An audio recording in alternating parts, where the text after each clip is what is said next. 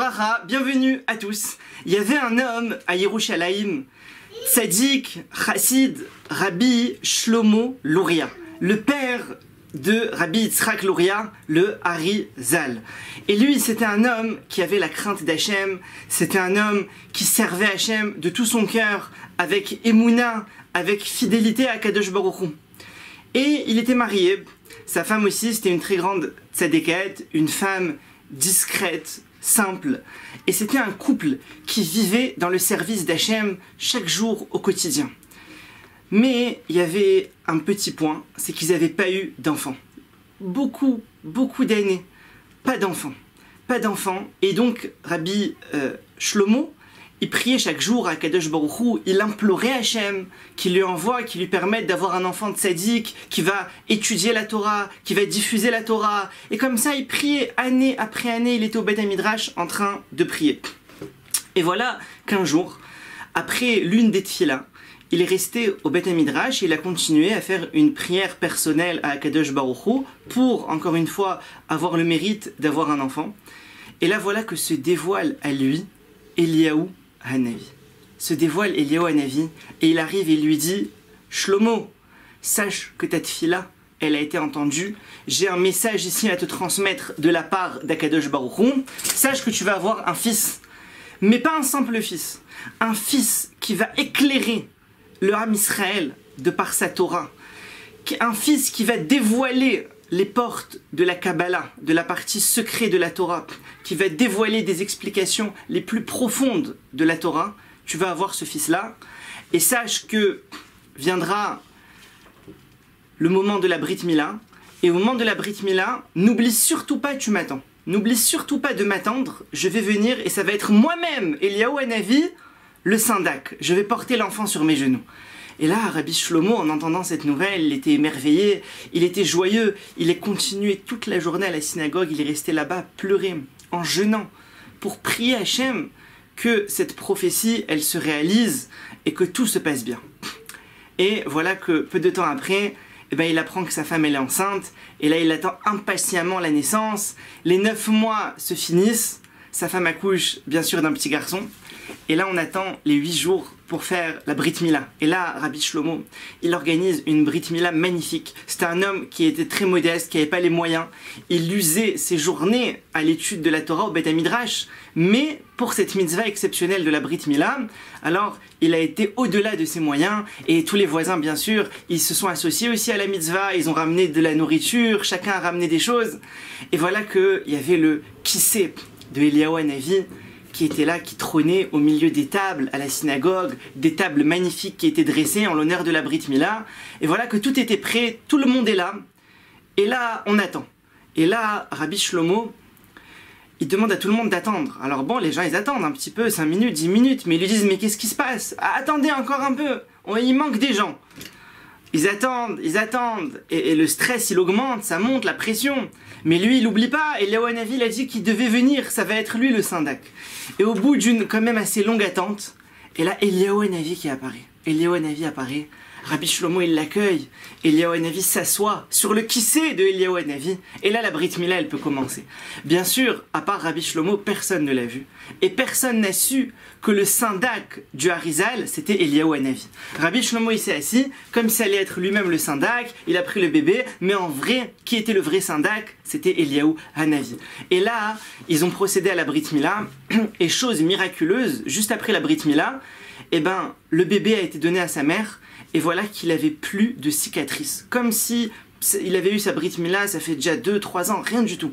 De manière miraculeuse, et voilà qu'était né le Arizal, Rabbi Yitzhak Luria. Et là, il a grandi, l'enfant a grandi, et très très vite, ils se sont rendus compte, tous les rabbinim, tous les grands de la communauté, ils se sont rendus compte de son intelligence exceptionnelle, de sa faculté à comprendre très très rapidement, à mémoriser, à approfondir. Ils étaient tous émerveillés. Jusqu'à ce qu'arrivé à l'âge de 8 ans, malheureusement, il y a eu un dur décret du ciel. Son père, Rabbi Shlomo, il a été appelé en haut, et donc il est monté au Gan Eden. et laissant derrière lui son jeune fils de 8 ans, avec sa mère qui s'est retrouvée veuve. Et dans des conditions très très dures. À cette époque-là, à Yerushalayim, les conditions financières, elles étaient très très difficiles. Et voilà qu'elle se retrouve veuve.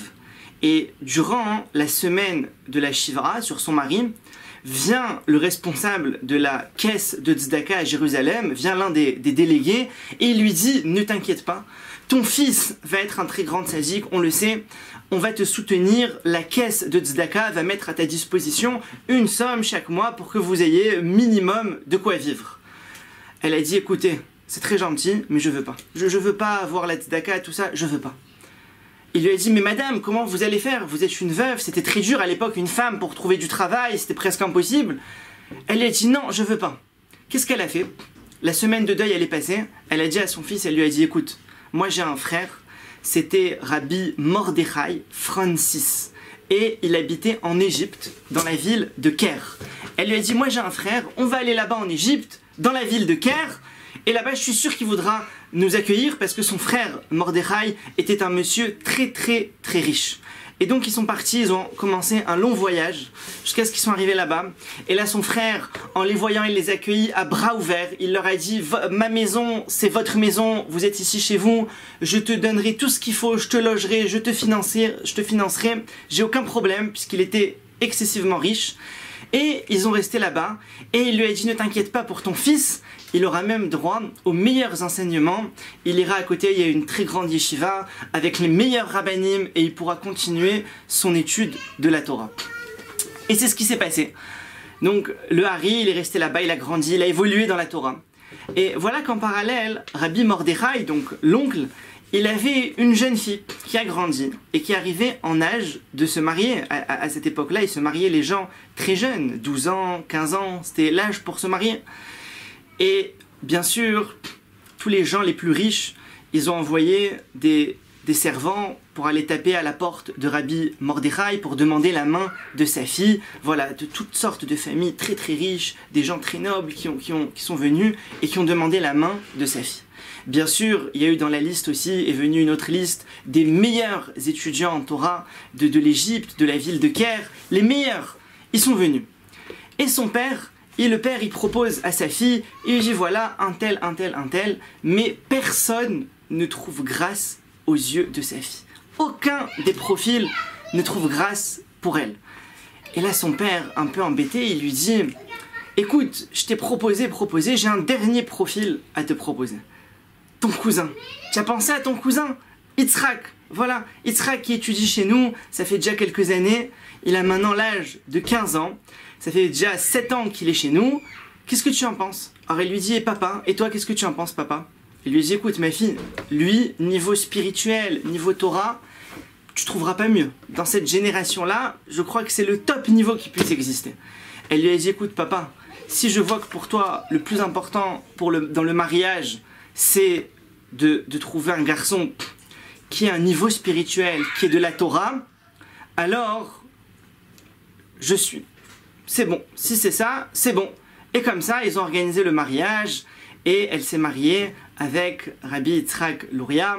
Ils ont fait un très beau mariage, un très grand mariage. Son beau-père, qui était aussi son oncle, il lui a dit, écoute, voilà Yitzhak, tu n'as pas à t'inquiéter. Le souci financier, tu n'as pas de souci financier, vous allez habiter chez moi, je vous finance tout ce qu'il faut et tu peux continuer à étudier la Torah librement. Et comme ça, Rabbeinu Yitzhak, le Harizal, Akadosh Baruch Hu lui a mis en place non seulement une source financière, mais aussi il a pu comme ça, Baruch Hashem, se marier jeune à l'âge de 15 ans et déjà comme ça être dans la pureté, dans la sainteté.